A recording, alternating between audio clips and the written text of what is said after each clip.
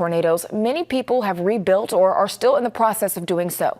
As our Bella Caracta shows us, that effort is going beyond plywood and drywall. When your home is completely destroyed and your belongings scattered, some things may not be in the forefront of your concerns. But on this one-year anniversary, the American Reforestation Initiative says it's now time to start replanting. Like so many others in Elkhorn. My son lived down the bottom of the hill when the tornado hit. A tornado demolished hundreds of homes. 1 year ago, David Bradley's son sheltered in the basement. We walked up the steps and there was no house. So yeah, it was pretty traumatic for him.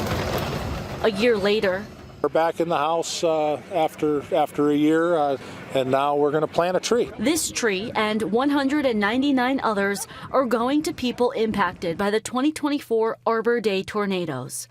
Arbor Day, a day dedicated to tree planting, turned out to be everything but. People don't always realize what a tree does until it's gone. This is the American Reforestation Initiative's largest tree giveaway, which is fitting given the magnitude of destruction they're trying to address, the lost canopy and windbreak provided by trees.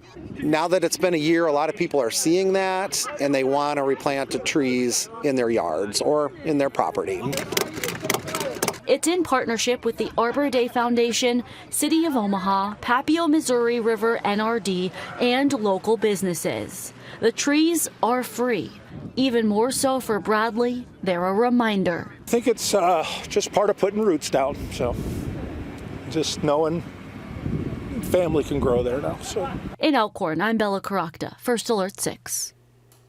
The American Reforestation Initiative has been part of the community for 5 years. Its goal is to get financial support to eventually plant 25,000 trees around Omaha in the next 10 years.